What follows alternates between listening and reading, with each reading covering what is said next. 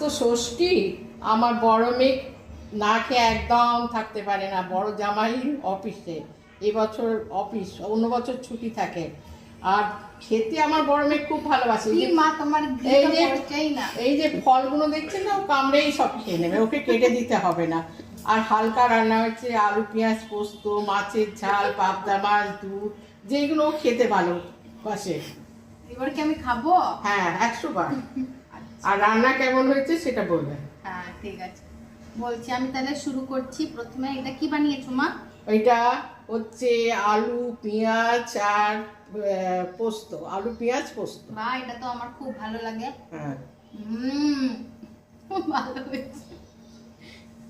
মা ঘিটা তো তুমি ঢাললে না, কি করলে কে জানে? ঢেলেছি আমি। ঢেলেছো? হ্যাঁ, আর নুন কে দেবে? আমার দাদু। আচ্ছা ঠিক আছে, নুন দিতে হবে না, আমি কম নুন খাই, ছেড়ে দাও। পোস্ত দিয়ে খেয়ে বলি কেমন হয়েছে। আগে একটু মাখলাম।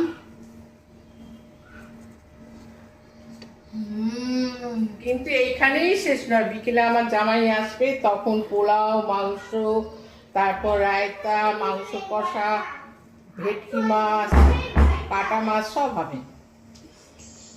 কিন্তু খুব ভালো হয়েছে পোস্তটা। যদি কারোর পোস্ত রেসিপি চাই তো নিশ্চয়ই আমাকে বলবেন, আমি শেয়ার করব মায়ের হাতের পোস্ত, আলু পেঁয়াজ পোস্ত। দেখি এবার পাবদা। বাহ, পাবদা সাইজটা তো খুব ভালো মা। বাজার থেকে তুমি বেছে এনেছো পাবদা? হ্যাঁ, বাজারে সকাল সকাল বাজার গেছি। খুব ভালো। যেতেই হবে। আর এসব বিষয়ে আমার খুব উৎসাহ। হ্যাঁ, খেয়ে দেখি পাবদাটা কেমন তোমার। খুব ভালো।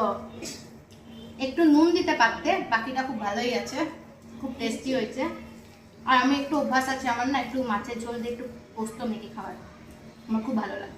অনেকেই খায় বোধহয়, ঘটিরা তো খায়। মাছের ঝোল আর পোস্ত মেখে খেলে আর কিছু দরকার নেই। খুব ভালো হয়েছে মা পাবদা মাছটা। এবার চলো একটু কাটা মাছটা খেয়ে দেখো। এবার তোমরা সবাই ভাববে যে আমি দুটোই সর্ষের ঝাল কেন খাচ্ছি, কেন কি আমার সর্ষে খুব ফেভারিট, আমি পেঁয়াজের থেকে সর্ষে বেশি ভালোবাসি, তাই মা দুটো পদই সর্ষেরই বানিয়ে।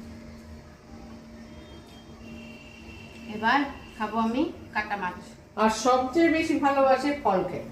হ্যাঁ, এই জন্য তুমি দেখা যায় কলা হ্যাঁ, গোটা গোটা দিয়েছি। এক্ষুনি দেখতে মনে হচ্ছে পাবেন। আমারই জামাই ষষ্ঠী হচ্ছে।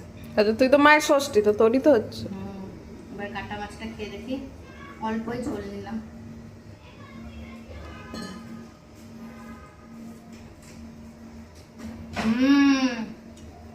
ঝোলটা দারুণ হয়েছে, দারুণ।